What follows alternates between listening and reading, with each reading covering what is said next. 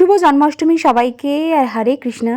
এদিন ছিল নন্দ উৎসব আর সকাল থেকে উপোস করেই ছিলাম, তাই সন্ধেবেলা অফিস থেকে ফিরেই চলে এসেছিলাম এই সামনের পাটবাড়িটাতে।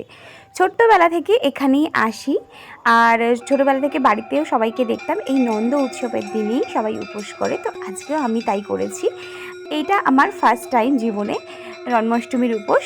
আর দেখো, আমরা যখন এসেছিলাম তখন গোপাল স্নান শুরু হয়নি, তারপরে সবাই একে একে এলো, ভিড় হলো আর গোপাল স্নান শুরু হলো। তো দেখো কত সুন্দর লাগে এই সময়টা। আমি আমার পুজোটা দিয়ে এলাম।